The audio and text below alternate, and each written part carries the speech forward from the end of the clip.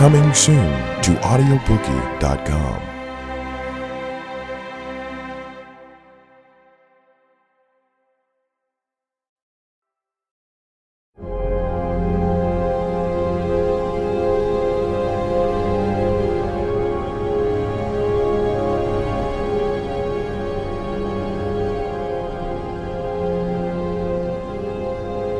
She's a mother, a wife, a God-fearing woman who worked as a nurse, healing the world of its problems and diseases, until she finds out she's at the final stages of breast cancer.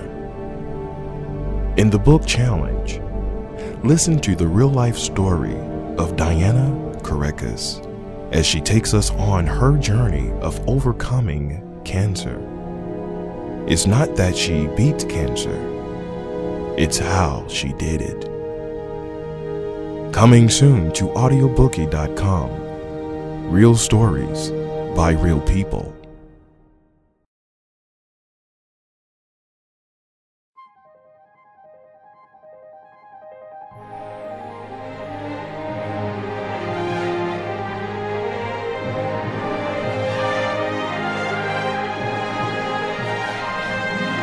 And now, for your featured presentation.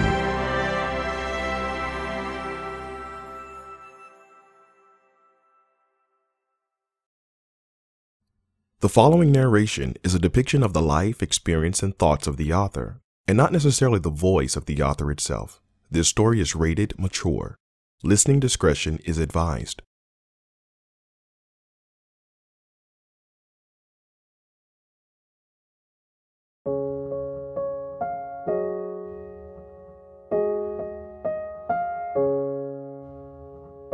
Chapter 1, Home Sweet Home.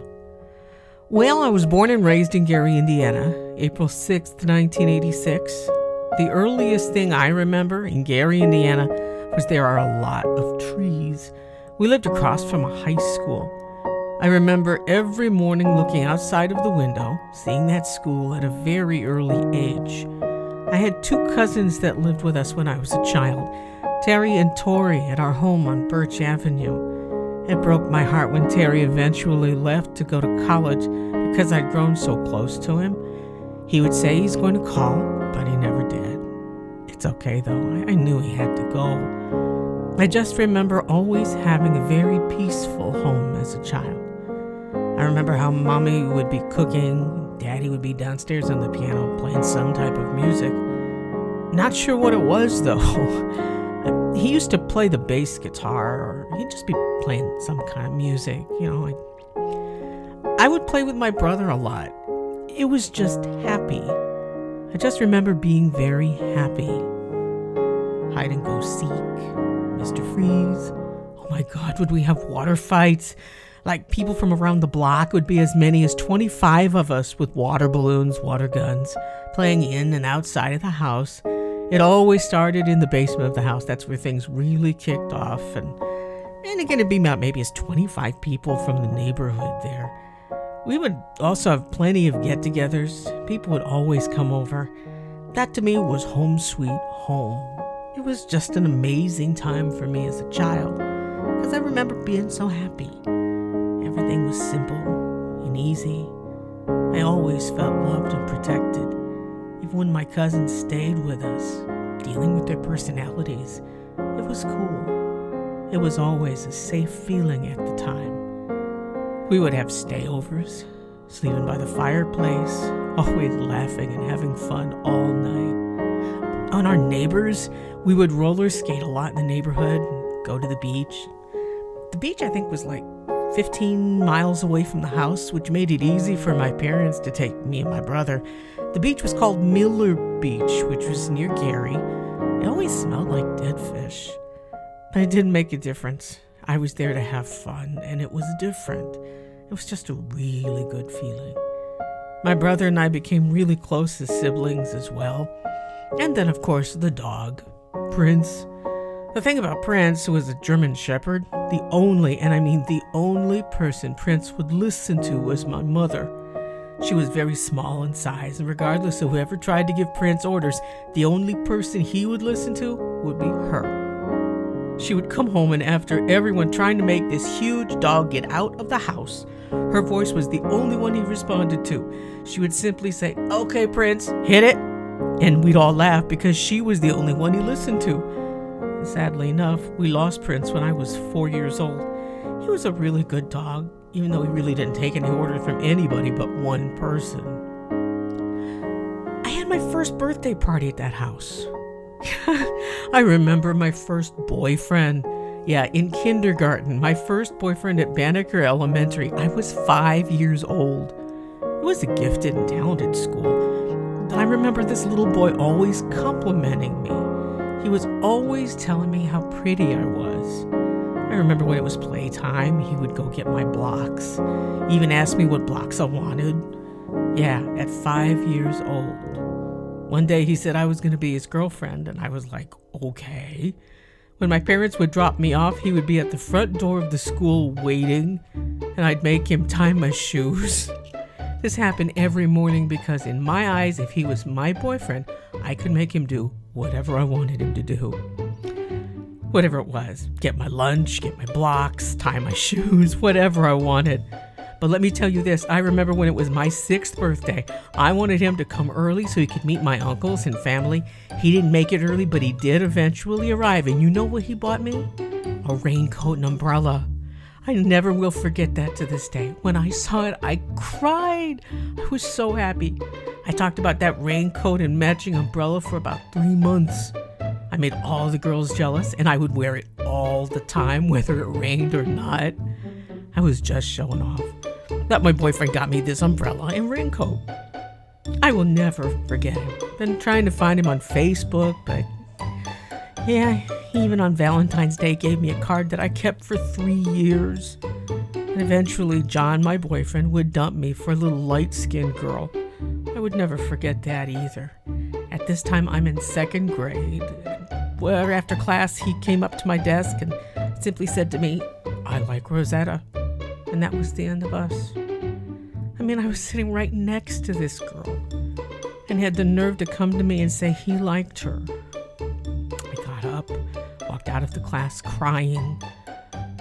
I wasn't used to that because I was the baby, spoiled and used to hearing, "Oh, you're so cute, you're a princess." People spoiling me, so when he broke my heart, it was hard. I looked at that as rejection. I was a girly girl, wore dresses all the time, very pretty, so no one rejects Monique. I mean, every morning I would have my mother or someone make me pancakes. It could be my cousins, my mother, or whoever, but somebody had to make me pancakes. But needless to say, I was shocked at being rejected by my so-called boyfriend at the time. But to get back at him, I remember going to the board that had all the kids that had made straight A's on it. I took a pen and scribbled on his face. I told my brother and my uncle to go beat him up, but they didn't do it. They just laughed at me and was like, "You're only 5 years old, Monique. He's a kid. You're not going to beat him up." Yeah, I remember when I first learned how to ride a bike. It was hot that day. Everyone was outside playing, and if you know my dad, he's a jokester. It was like narrating me as I rode the bike for the first time to everyone who was watching, like a play-by-play. "There goes Monique as she rides the bike. She hits the tree. She falls down." As he was saying all this, everyone is laughing. I hit a bush and he announced it out loud. Everyone started laughing and that made me quit and give up riding the bike. I was like, I don't want to do this anymore. My dad was like, "Why?" I was embarrassed because he kept making jokes and even songs about my first and yes, horrible riding experience. It made me not want to do it anymore. I mean, it's funny now, especially after you watch the video of it, but as a 5-year-old, that's not funny. Because I'm about to cry because everyone's laughing at me. Probably one of the most embarrassing moments, maybe right next to hitting my brother with a pipe in the basement. Yeah, a steel pipe. Some of the coolest moments was when my dad used to let us stay up late while my mother was at work. And when she would be on her way home late, my dad used to make us get in our PJs to make it seem as though we had been asleep when she came in. But my mother knew the deal. My daddy would get in trouble. I just remember home being a safe place. That big white house with huge windows. watching kids playing outside, listening to the loud school bell ring from Wirt High School, not too far from our house. All those memories really stuck with me as a child, and I would never forget them. Back then, though, my brother was a little snitch. When my parents were away, he and my cousins would throw parties. I was about 7 at the time, and they would throw parties and make me stay upstairs. And I would eventually come down and dance right along with them. They would make a circle around me and be like, "Go Monique, go Monique." And because I knew how to dance then, everybody wanted me around. But they all loved me because I was the baby, got all the attention. They used to pick me up, give me kisses all the time. Yeah, that was home sweet home, and I loved every moment of it.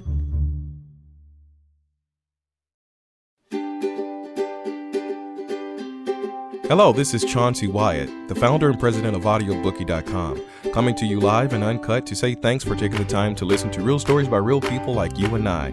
You can listen to all of our stories for absolutely free by clicking on the play button when you see it advertised on Facebook, or simply visit our website, www.audiobookey.com. Likewise, if you'd like to tell your story and become an author of your own high-definition cinema audiobook, you can do that at no cost. And while we may take the risk in time and cost to produce it, we will still give you 50% of the book sales for non-commercialized copies sold on our website, as well as occasional bonuses, recognition, and more. So continue to listen to these amazing stories, like us on Facebook, or let us produce your story, because your experiences have value and could help someone along the way. So support Audiobookie, and we will continue to bring you real stories by real people. Thanks again for your support. Now back to your featured presentation. Enjoy.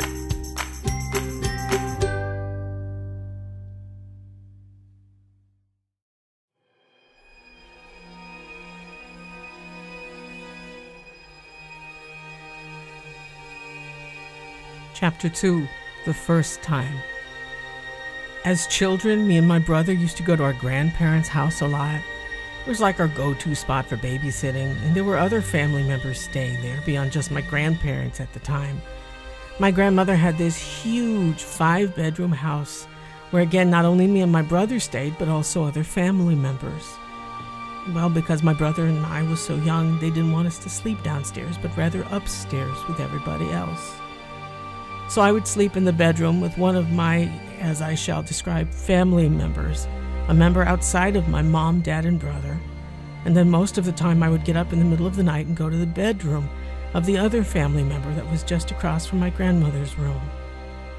I remember being 2 years old, and one night being in the room with one of, shall I say, family members, and I had to use the bathroom. This family member is a male, by the way, but as a 2-year-old, I didn't know any better. Of course, I needed some help going to the bathroom. And might I add, from what I remember of him at the age of 2 years old, was that he was funny and always made me laugh. So from that perspective, I would have never thought that he would do what is about to happen next. So there is a bathroom in the hallway. So I asked my family member whom I slept with, could he take me to the bathroom? I remember having on a little white and red outfit, dress and shirt at the time. He took my hand and we walked to the bathroom. Once in the bathroom, I asked him, can you help take my panties off? Because I remember my mother teaching me that I have to take my panties off to use the restroom and to get on the stool. So he picked me up and placed me on the toilet. Shortly after, he grabbed me and stood me up and placed his hand on my poo-poo. That was a term my mother used to refer to a vagina when I was small. So he started to touch it in a way that I knew didn't feel right. And I remember saying, ouch! And he removed his hand really quick. But then he put it back. Because in my mind, I'm thinking he was going to help wipe me. But I didn't see any tissue. So he proceeded to do it again. And I said, ouch! Again, because of the uncomfortable pain I felt. And he removed his hand quickly. Again. He then pulled up my panties and skirt and proceeded to walk me out of the bathroom and back to the bedroom.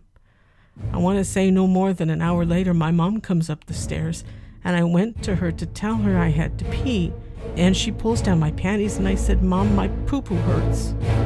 At this point, she's looking at me confused as to say, why does her poo-poo hurt? She's only 2 years old. Then I told her that my family member touched me, the one that I was sleeping with while at Grandma's house. Oddly enough, she didn't say anything. She just pulled my panties up when I was finished. She washed my hands and we walked out.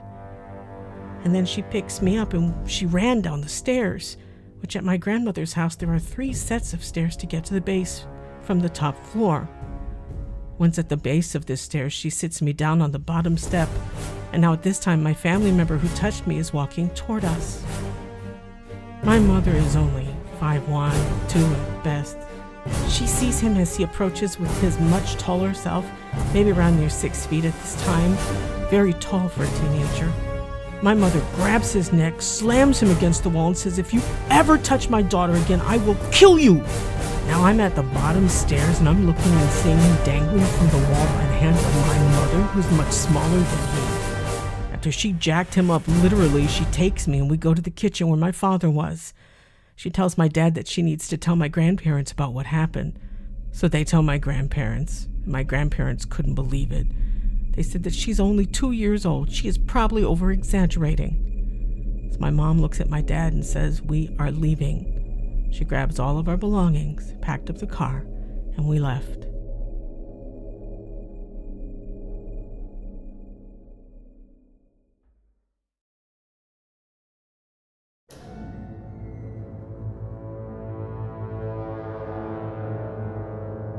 Chapter 3. I'm not innocent anymore. We would go to my grandparents quite often as a kid because my grandparents' home was like our second home, although much of the damage was done there. What my parents thought was over was just beginning.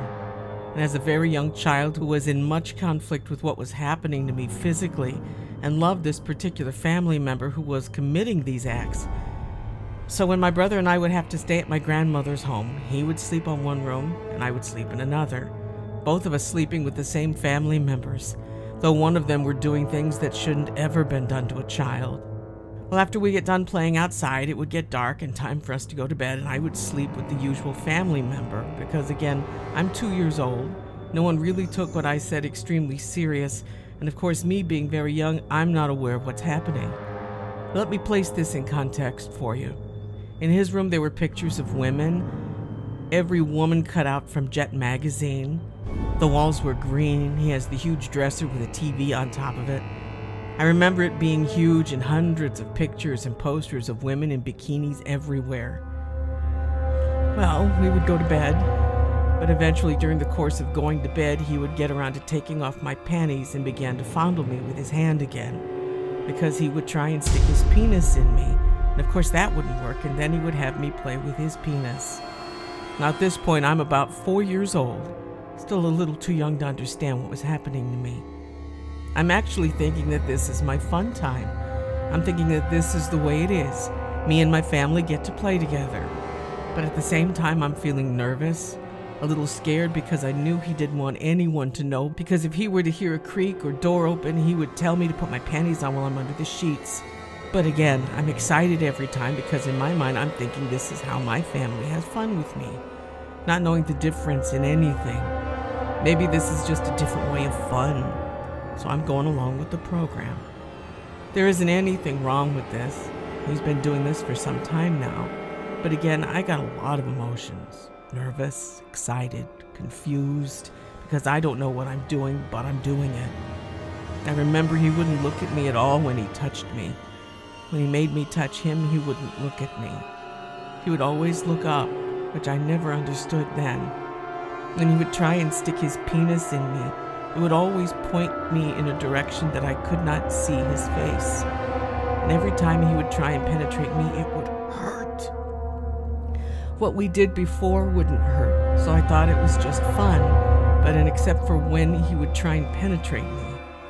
It only confused me because it would hurt, and it wasn't fun, because he wouldn't look at me. I thought as a child I wasn't pleasing him and he wasn't having any fun any longer.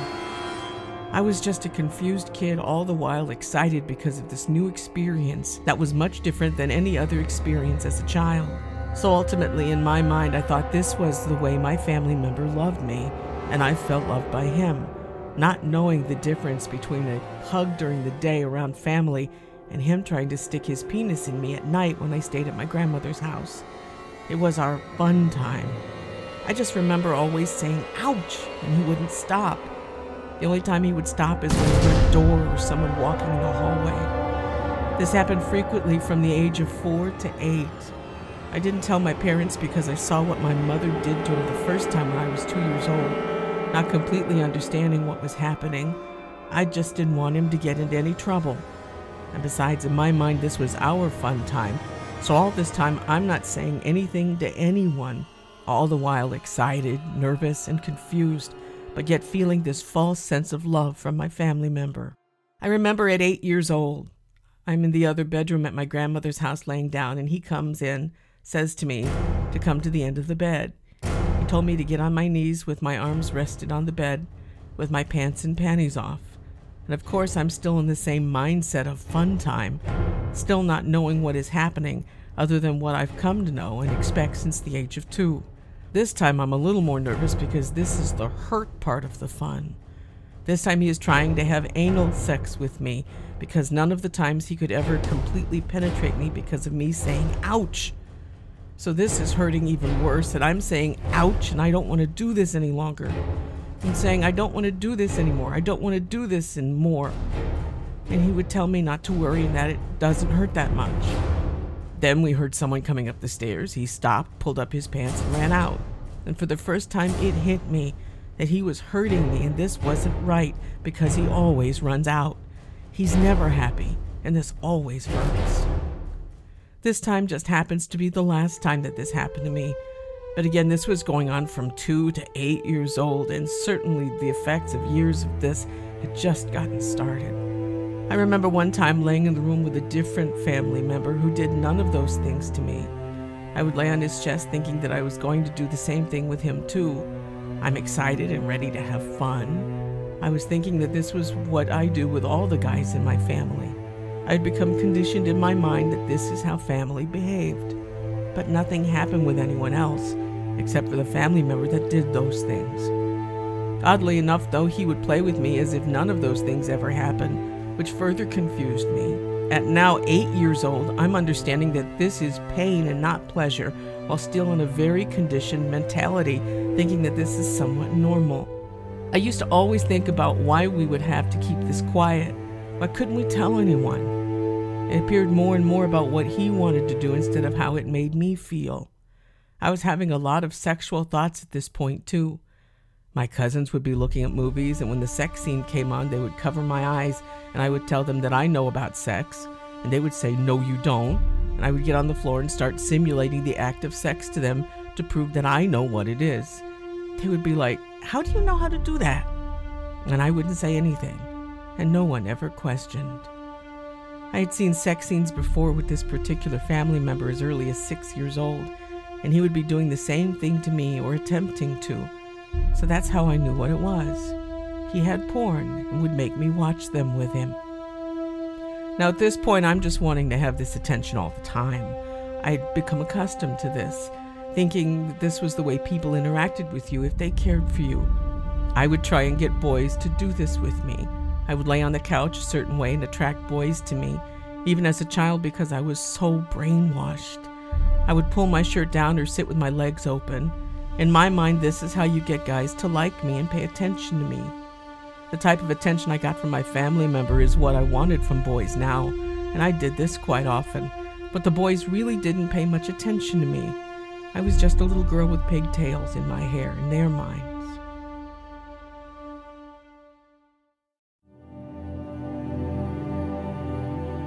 Chapter 4, Daddy, Where Are You? Now I'm about 12 years old. My family and I have moved to Phoenix, and I'm in middle school at this point. English class. I remember sitting at my desk in this very bright classroom with no windows. So I'm at my desk, and I started crying in my seat because I'm having images of me saying ouch, images of him trying to penetrate me in all different ways. I'm having images of me trying to get boys in the neighborhood to do the same, including other family members in certain ways. I'm having images of touching him, thinking it's playtime. I'm crying very hard at this time. My teacher stops class and asks me what was wrong and to come outside. So when outside, I told her.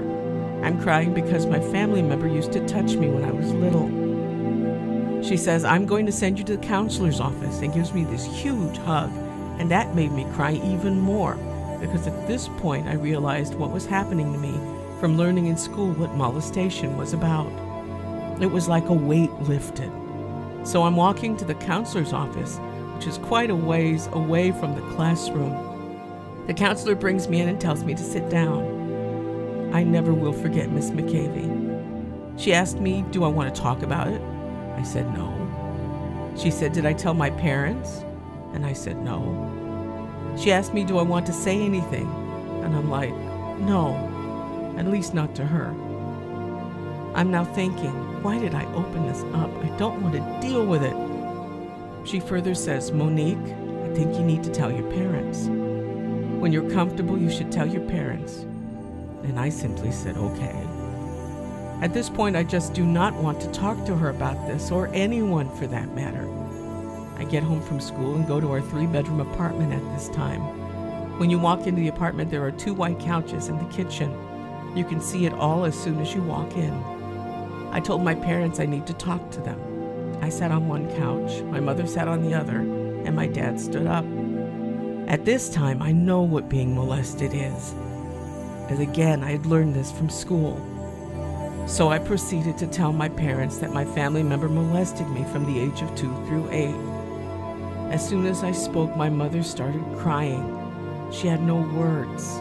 She placed her hands on her face. She can't handle what she just heard. My father said, on the other hand, are you sure? I said, yes, I'm sure. He says, oh, wow, really? Why didn't you tell anyone? I said, I just didn't. He says, oh, okay. And that was all he said. My mother looks at me and says, I'm so sorry. She gets up, hugs me, and we are crying together.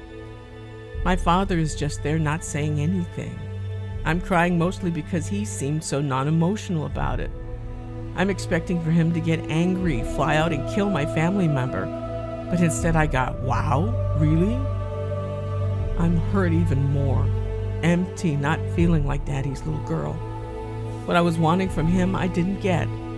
I didn't feel protected. I feel like he took me for a walk, let me at the park, and never came back. I was so hurt.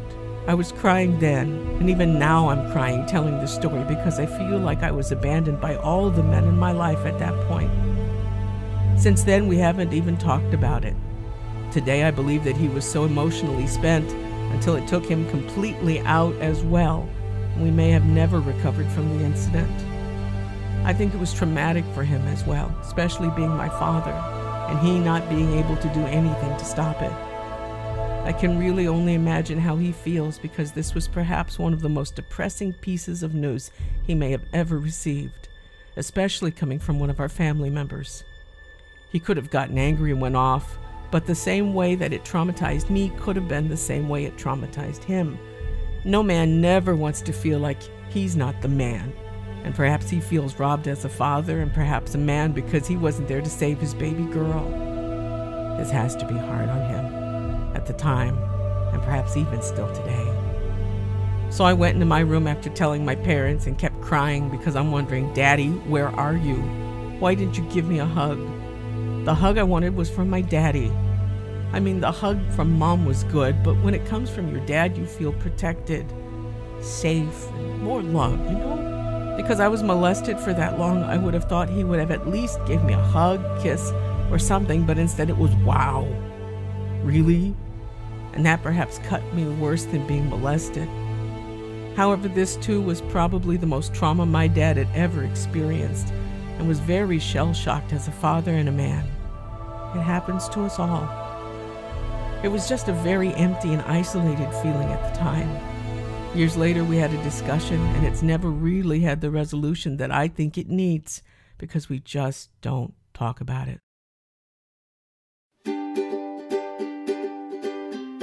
Hello, this is Chauncey Wyatt, the founder and president of audiobookey.com, coming to you live and uncut to say thanks for taking the time to listen to real stories by real people like you and I.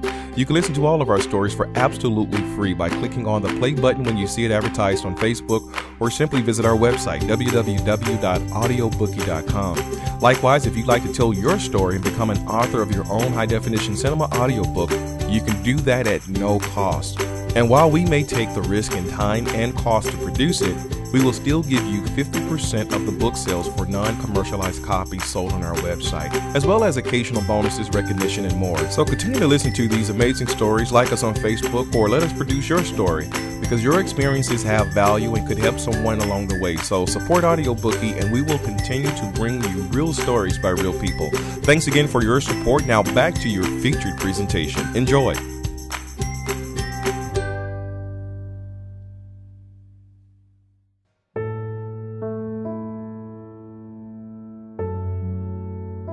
Chapter 5, Identity Theft. After 12 years old, I really felt that I didn't get the love and attention that I needed from my dad, which to me was the most important piece I needed to make through this, and I felt that the only way to get love was through men, the way that I had learned through years of being molested. So the trauma continues, only this time it's mental. My boyfriend in middle school, I found out that he was going to be going to my school after a discussion we had weeks earlier, after having not spoken to him in a while. The first conversation I started over the phone and at school was about sex. This was at 12 years old. I'm asking him what he likes. What's his favorite position? No 12-year-old should be talking about this, but because of where my mind was and still feeling isolated to my past, the only thing that I could talk about was that, because this is what I felt was the way to get a boy or man to like me. Because this is what I think love is. I felt I had to do this. I remember letting him touch me in the bathrooms that no one used. He never asked. I insisted. I arbitrated doing it. I led it, and I started. I would allow him to touch me nearly every day like this. I was basically the initiator of anything sexual, as I thought that my whole purpose was to please men. This was the only thing I was good at. This was the only thing I thought I was good at. They were happy. I got attention. All the guys liked me at school. All the girls were jealous. Let's do this, is how I felt. My boyfriend and I got into an argument one time and we broke up. And he goes off and tells another girl that I told him that I stuck a cucumber up my vagina. This story spreads across the school like wildfire. So now I'm the slut, the nasty girl in school. And you know what I did? Instead of refuting it or saying that it was a lie, I embraced it. I said that I did it. I will never forget the day when people came up to me asking me, did I stick a cucumber up my vagina? My, ex-boyfriend at the time starts to point and laugh at me, saying, ha ha ha, you stuck a cucumber up your thing. And everyone would start laughing. Now I'm feeling like I felt when I was 5 when I was embarrassed riding the bike for the first time and everyone laughed at me. So instead of saying no, I said yes, I did it. I embraced it more to keep from feeling the rejection and isolation of doing something wrong, because if I said no, it would perhaps be a bigger mystery and the name-calling would perhaps worsen. It was me. I was being called a slut from 7th to 8th grade. I was a slut and boys knew I was easy and would do anything. They knew to come talk to Monique. They would give me their number, touch my butt. It was a horrible time from the standpoint of being talked about by everyone, but at the same time I liked the attention that it gave me from the boys. I would go to school with a skirt, but when I got to school I would change to something that made boys attracted to me, so I felt that sex was the way to do that. I would bring up sex to boys and we would have sex, and because they kept coming around, I felt love. I didn't know who I was. My identity was lost through being molested and not having the support I needed from my father at that time. This is not really about my father, but more about how this could damage a complete family, not just the child who was molested. Because it seemed that after that news to my father, he has never been the same either. When I turned 18, I dated a guy for about 3 years, and for the first time I felt some level of consistency from a man that did not just want me for sex. And I thought that maybe I don't need to give a man sex for him to like me, because truthfully I'm tired of it, and in a certain kind of way. At this time I think I had suppressed those memories of the past, but I still felt that I needed to have sex with men, particularly if I felt isolated and alone and void. When I first had sex with him, my boyfriend at the time, I cried. And he asked me, why am I crying? And I said, I just feel like I don't need to do this anymore, having sex with men. I explained to him about my past, and he said something that I never heard. You don't have to have sex to be with me. I like you for who you are. So that was the start of the mental change in me. I started to redefine my purpose of thinking that God brought me to earth to please men at that moment. I'm starting to feel good about myself, but as soon as I do, he cheated, right after my 21st birthday. But I stayed, even though he was cheating. About a year later, I remember being at work and getting a call from him. He says that I need to focus on my work, my music, and basically we need to go our separate ways. Now I'm feeling the anxiety I felt when I was small, the abandonment. He comes over later that day and I said, can we talk? He says, no. I'm crying hard and begging him, can we talk? He says no, pushes me, takes the dog we shared and drives off. I'm sitting in the middle of the garage bawling and praying and asking God, why? Why me? Why is this happening to me? I was praying that we would stay together. So when I finally picked myself up, I went back to the old me, the girl that knew how to get a man, and I guess keep a man, through sex. That girl who knew how to please men. So now, I meet guys off myspace.com. A few months later, we have sex. I meet a guy at a car dealership. I have sex with him, and I'm doing anything they want me to do. I remember driving to the military base to meet a guy and how confused and empty I was. The drive I took to see a guy was completely about sex, not relationships, just sex. This went on from 23 to 26. I was totally isolated from the thought of love. Even after I tried to not have sex, the desire to have a man was only in my mind through sex, and the cycle never ended, up until I found out I was pregnant. From 12 to 26 is a long time to not have any identity. The only identity was the one I had learned about while being molested. More than that, it wasn't just guys that I sexed, it was the girls too. I used to completely turn women out. I was always in control. I would make them do things at an early age that young girls shouldn't do. I would make them play games, and the loser would have to take their clothes off and perform some kind of sexual act on me, or I would do it to them. More than often, it would be me that did all the acts because I was a pretty messed up child. I would play truth or dare and made them suck my titties. I would start touching them and, in a sense, spreading my damage onto them in a way. This was happening as early as 12 through my teen years. I completely lost my virginity at the age of 14.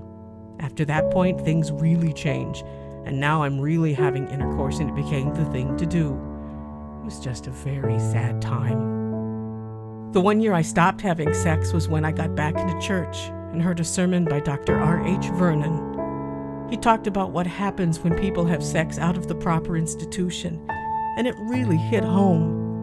And now I'm thinking that if I stopped, things would change. I could find the right man, and he would want me for me. And though I stopped intercourse, I never stopped oral sex. So in essence, I hadn't fully let go, though I was headed toward the right direction. But of course, it only took one more rejection by a man to make me go back.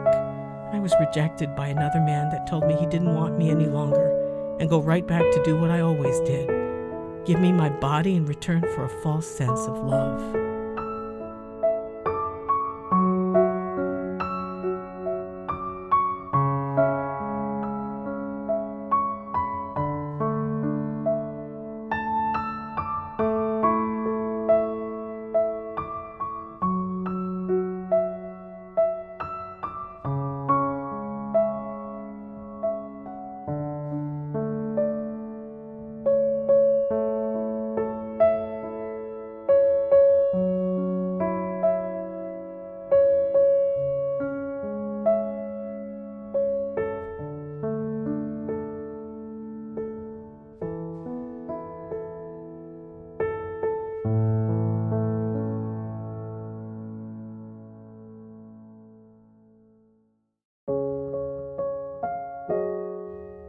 I remember meeting a guy at a fair, and I gave him my number. He needed someone to braid his hair, and I did. So I took his number, and about 2 days later I texted him. and the first thing I did was started talking about sex. I immediately started sending him sexual pictures of myself, and all because all I wanted to do was feel like I was wanted from a man. So we are having sex, and to me that was all I had to offer. But he in fact really wanted to be with me, including even marry me. But I didn't want anything but sex from him because, again, that's how I felt wanted and loved. So why commit to anything more than that? But it happened. I got pregnant. I wasn't trying to get pregnant. I just ended up getting pregnant. After finding out I was 3 months at the time, I thought that it could never happen to me because of all the sex I've had and not gotten pregnant.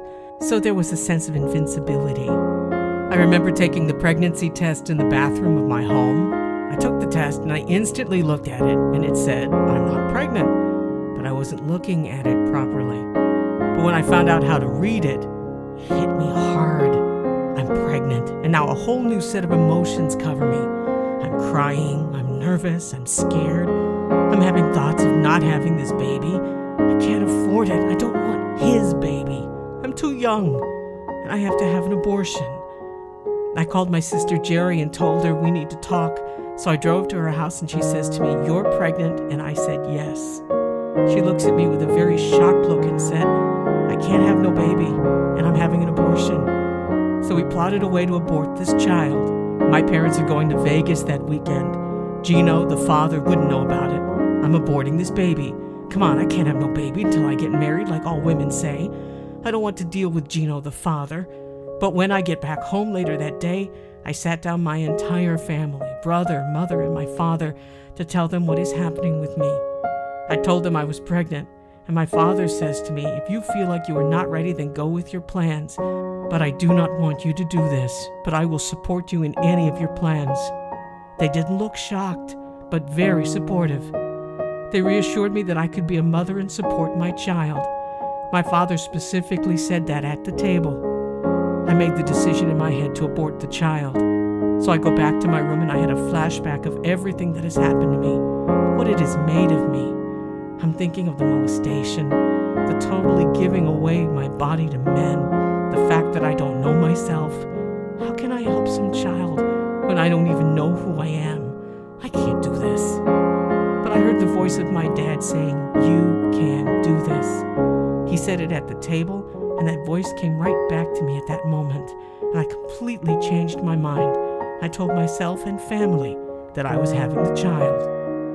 You know, it's amazing the impact that a father can have on the decisions and development of their children. It was him that made me have this child. Just his voice saying I can do it is what made me completely change my mind. But now that I've made this decision to have the child, I'm still wondering, how am I going to do this? During the entire pregnancy, I was still lost and depressed because I just didn't know what I was going to do. So I started back doing pretty much the same things I've always done pregnant that I did when I wasn't. Gino wasn't in the state at the time, so I'm feeling alone. So to fill this void, let me find a man to sex me or me give him sex. Just like that 2-year-old girl who didn't have a clue she was being molested. The cycle never ends. But the day that I had the baby, October 27th, everything changed for me.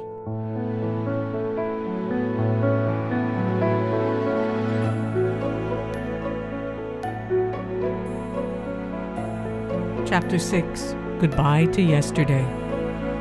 When I saw this baby, I realized I had something to live for. I have a purpose now.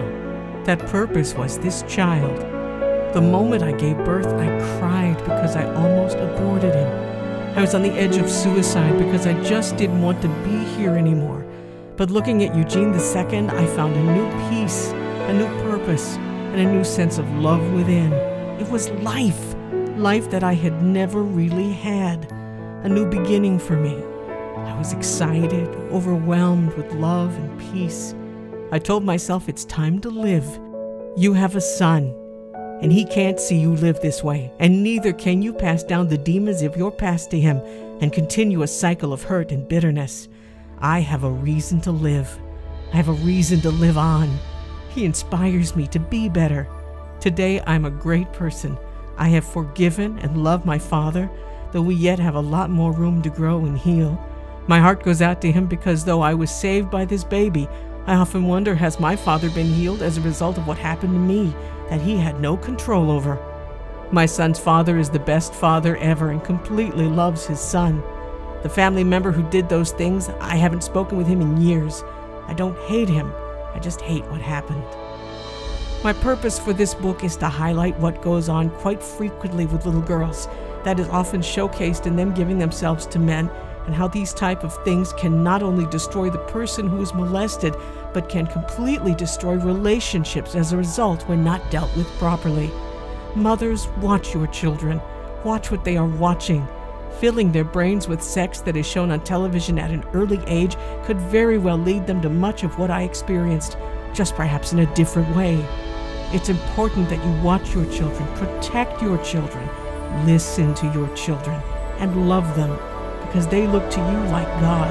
And the moment you fail to be God, the only alternative in their minds are the demons that come to completely take them out. While I was saved by my baby, many are not saved by anything. It doesn't mean that a woman should have a child to free herself, but what this book means is that women who are suffering and battling years of molestation as adults should find the proper outlet in love to heal, because in the end, it will be love that can, and it will be the driving force that heals you. I'm Monique Dixon, and this is my personal story of being saved by the baby.